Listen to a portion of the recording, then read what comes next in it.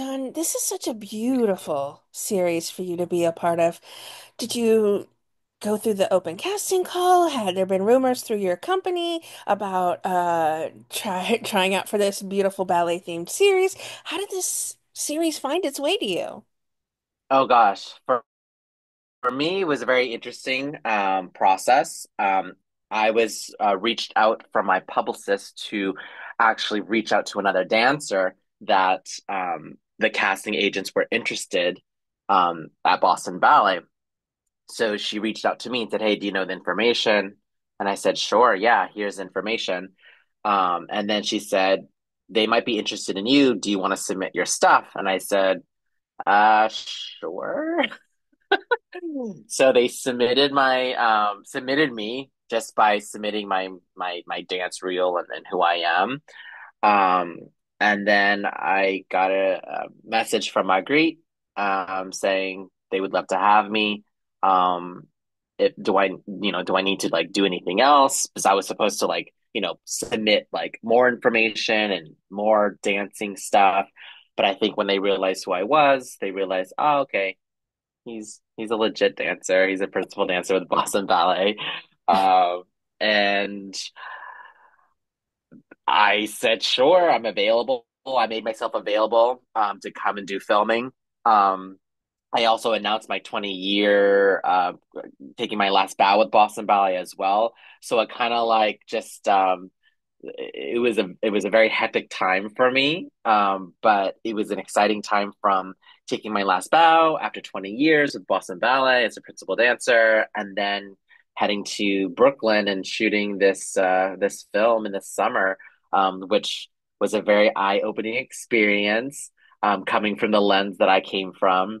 And now we're here with all 8 episodes out and running, and hopefully everyone loves it enough that we can have a season two. I don't know. We'll see. I have no idea, but love for that to happen. Is étoile a word that people often throw around when they're in a dancing company because they use it a lot throughout the series, which is clearly the name of the show. But do companies often refer to principal dancers in that way? Yeah, so usually étoile, when you refer someone as an étoile, that usually only is used at Paris Opera, where that organization, that company has such a historic history of promoting a principal dancer up to étoile. So étoile is star, and that is essentially the highest rank that you can achieve at the Paris Opera. Now, in American terms, the highest ranking you can achieve at a professional ballet company is principal dancer. So they don't call us étoiles, they call us principal dancers. Um, but I think to quote commercialize it a little bit to make it a little bit more avant-garde, and also to educate the audience, to understand that there is this ranking, which is very, very difficult to achieve. Not many people achieve étoile status. And it's not taken lightly in the dance community. So I think it's nice that the general public is getting a little sliver of what that could be. Um, uh, yeah. I think one of my favorite moments is listening to Cheyenne sort of berate all of the male dancers at that point. Is that a typical diva move that you often see when trying out, or is that also a heightened aspect of the series as well? So Noah could correct me if I'm wrong, but this is a fictional series. It is not non-fictional. So there's a lot of aspects that's what's the word? Not fantasized, but overly overt. It's a TV series. It's Amazon Prime, and it's a TV series. So there are some moments, obviously, in the series that doesn't really reflect in the real world of what actually happens in the dance community. Um, so in that particular scene, there has been moments that's very similar to it, where you have either a diva prima ballerina who's coming in as a guest artist to come dance, and they don't want to dance with any of the principal men, or vice versa. If a principal man comes into guest and he doesn't want to dance with any of the female girls or ladies. It can happen, and it does happen. So in that sense, yes, there's similarities to the diva-ness of dancers who come off that way. Fortunately and unfortunately. And I'm sure patrons are also divas in that way as well. I mean, Oh Crispy yeah, comes absolutely. in and he Yeah. says, "We're doing this and this to the theater, and of course it's named after me, and I have no say in this and that of aspects of it too." So I'm sure it all plays into it, but this is a heightened version of a typical ballet company experience. Absolutely, yes. I mean, it's interesting how Étoile is portraying directors, leaders, art leaders, to the stakeholders of the donors. It's all very aligned to what companies have to handle and deal with donors who have deep pockets and want to dictate how they move their weight, but yet they have no real artistic vision of the actual company. So yeah, I think that there's a lot of things that play to that. I think also the writing is exceptional for Étoile because it really does touch on comedic points where you're just like, wow, that's really true. I mean, So Jack and yeah. Genevieve have this beautiful banter, but I think that also is attributed to Amy and Dan's writing abilities as well.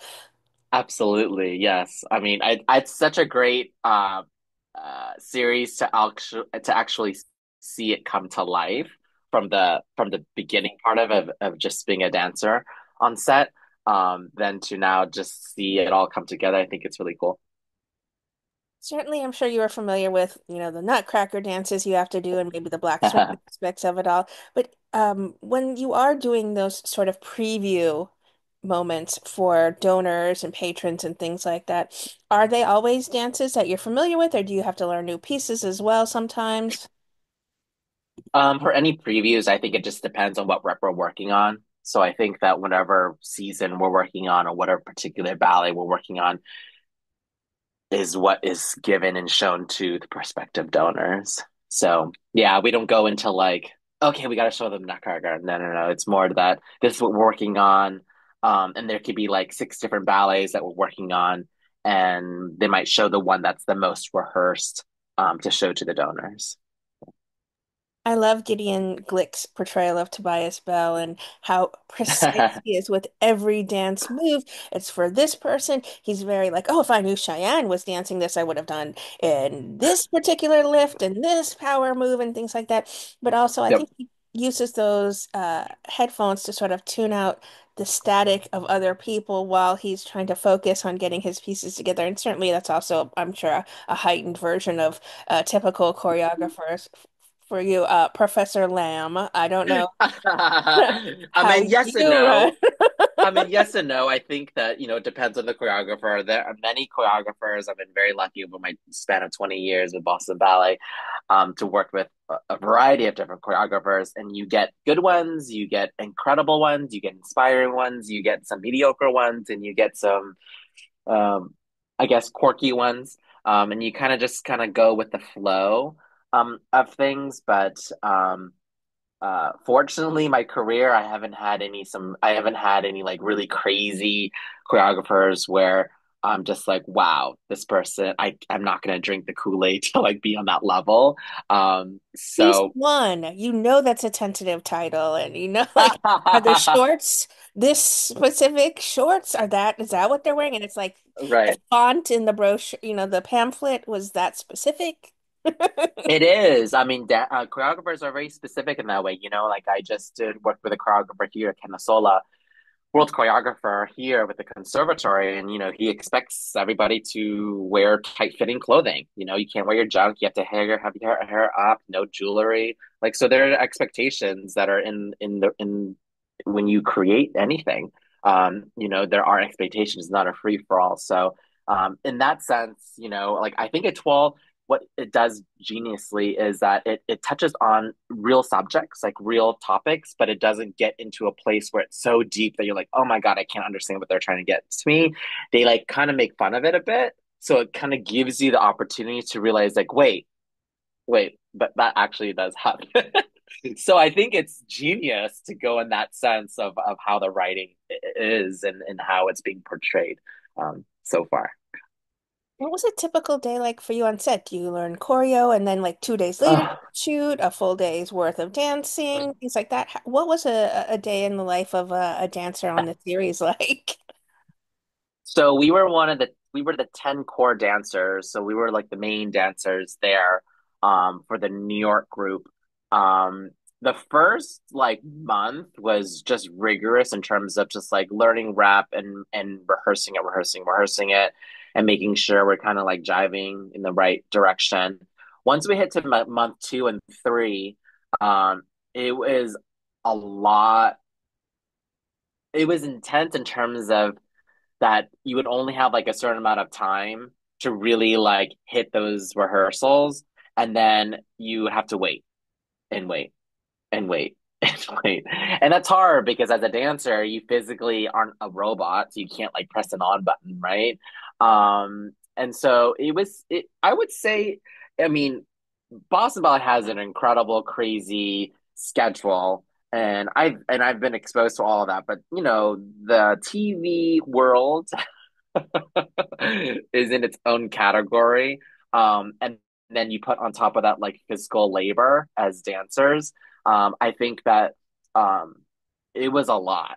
It was a lot for us, I think, and I think that even for the producers, they realized that it was a lot for us as well. Because you're asking to produce something that needs to be almost achieved perfectly at one shot. And so wanting to achieve that without a lot of rehearsal forces us as dancers to really get it right the first time, and that's a lot of pressure, and that's a lot of um, exactment or whatever it is. You know, like it's just refinement for what's needed of us. So I found that that was a little bit difficult because, you know, usually in the real world, you kind of have a little bit of lead time. You have a little bit of time to kind of rehearse properly so that you're physically like there, you're mentally there, and it's safe as well for you to do. Um, but in this case, it was very much like stop and go, stop and go, stop and go. So that was hard. I think that was the hardest part for me was the stop and go, stop and go. But you also learned a lot that you know at the end of the day, even though the show is about Étoile and these dancers, it really uh, it really narrows down to the actors versus the dancers. So we relied heavily on the actors to make sure you know they make this series like successful. The dancing part of it is just kind of like the icing on top of the cake, but we're not the cake, you know. We would like to be the cake, but maybe that's for season 2. I don't know. But a lot of us who came from all over to be to make up the core group were hungry for a lot of stuff. So it was a really a wonderful experience to be Oh, in it that sounds it. space. Yeah, it was exhausting. I have to say it was exhausting. I mean, I have 2 kids and a husband, so I was going back and forth from New York and Boston on weekends. But you know, we were SAG, so you know, we were protected and we're union and everything, so there wasn't anything like inappropriate or anything. It was just a lot of work. So, but you know, if you want to have something successful, you have to put a lot of work into it. So I get that. Well, you come from, there's Boston Ballet, there's New York Ballet, there's Paris Ballet. Everyone is involved. Were you familiar then with many of the other people involved with shooting as a 10 core gentleman that you were with? So it was really interesting. The makeup of the core dancers, there were only really um two two or three of us that came from like real ballet companies, like big companies. The rest were more just like independent dancers or freelance ballet dancer that used to dance at a big company. So it was a mix of it all. So it was great. It was great to like be mixed in that way. So Well, it's such a beautiful series, and I'm sure you're getting plenty of people reaching out to you, telling you how gorgeous the dancing is, and how beautiful the highlight is on all of the wonderful and powerful moves that you have to make, and inside and outside of, Mm. in front of, an audience and behind the audience. And you do just exceptional dancing. And is there a piece that you're most proud of, the work that you've seen when you're watching the show back, or have Oh you been gosh. nervous to watch yourself at all? Oh, Marguerite's a wonderful choreographer, and I'm so grateful to have been picked and plucked from her to be part of this whole production. But she's also a producer. She has such an eye and a style of bringing like the classical world into like what we are needing to see now. And I think that's a very interesting lens because she's also very smart in that way, where she's not trying to make ballet better. Ballet is already good. She's just trying to have a new twist to it. And gosh, there were some pieces that I didn't see make it onto the series because there's just so much, right, content I'm and sure. so that was a little hard because you're just like, my God, we work so hard on certain dances, but it just didn't make it. And I'm sure the same thing with the Paris group too, where you work so hard, but it just didn't fit or it didn't align with the storytelling or the timeline. So there was moments that I felt like, oh gosh. But then you start to realize the bigger picture. And so now, if I were to come back and if there was a season two, whatever, um, my mindset would be on the bigger picture of like, okay, this is what they need, and then we'll see if it actually makes it. So you can't like be married to it so much, Right. right? Because as an artist, as a dancer, you put so much of your heart and soul of like your identity of who you are as an artist and as a dancer in everything that you do as anything you do. But with film, it's very different because even though you put so much of your love and care to it, you're essentially going to be edited out because you have the editing. You know what I mean? So it's just a different mindset of approaching dance on film. Yeah, it's different when you're like a principal dancer, you know you're going to be somewhere seen on a stage, whereas on a TV show, they could edit you here and there, and you may have put like so many hours into the scene, but they're focused on somebody else, so you've Absolutely. not been on screen Absolutely. at all, no matter how much you've been a part of that filming in the background. I mean, because there are some Right. beautiful choreo pieces, but certainly the show is focused more on Cheyenne and Of Gabrielle course. and stuff like that. So, um, Of course. Jack and Genevieve and stuff. So Yes. you have to, put your put your ego aside a little bit to to say, yes, I did all Absolutely. the work, but I still got paid for it. So you're Yes. I'm on Absolutely. TV Absolutely. and Yes. Yes. Absolutely. you are an exceptional dancer, and I know you know that. But Thank you.